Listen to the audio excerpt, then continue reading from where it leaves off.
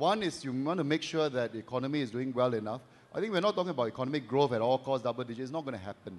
Okay? In fact, there are very few years that we actually have that. But economy needs to grow well so that we can generate jobs and opportunities, right? Companies invest here, whether Singapore companies or foreign companies invest in Singapore because they're able to make money, not because they love us. So they're able to operate here, they generate jobs and opportunities for our people. So that's the first thing, that we want to create an environment where that can happen.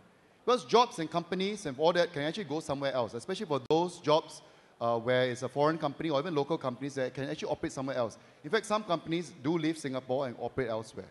Foreigners, in a sense, are competing with us. That's globalisation. It's not something we can wish away because it's happening and it's affecting every country in the world. And we are no different. So that's the first point. Secondly, so we want to create that opportunity. So we want to make sure that at least jobs are available. And by and large, Singapore has actually very low unemployment. Not zero.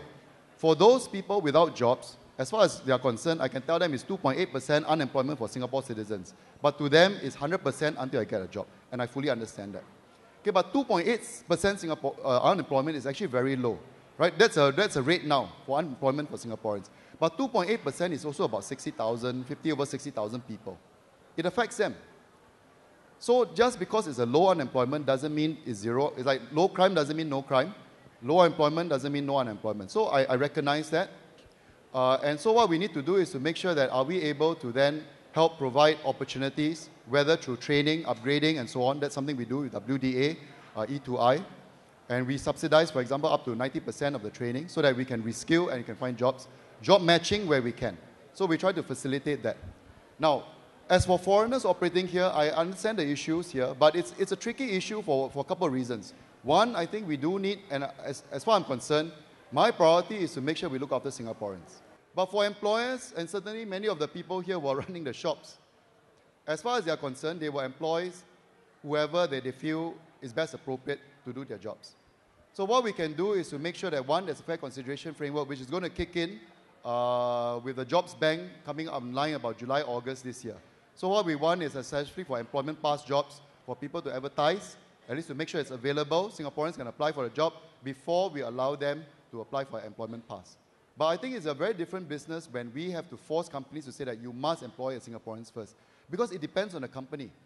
So a lot also depends on the individual. A lot may also depend on the sector, right? But what we must be careful also is that if we overly control this sector, I think you also run the risk that companies can become uncompetitive.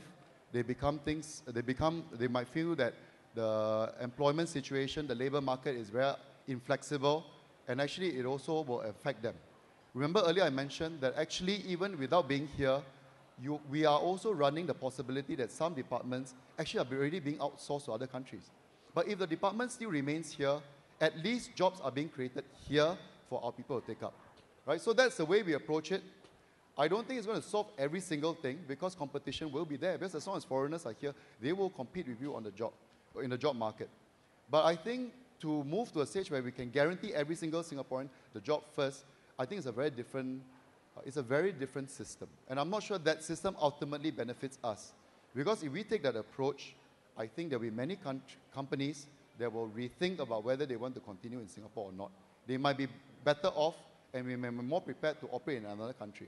We are concerned to make sure that at all times we're able to generate as much opportunities and jobs for our people as possible, on balance. And part of that landscape will mean that foreigners will operate here to complement, whether in terms of numbers or in terms of certain skill sets.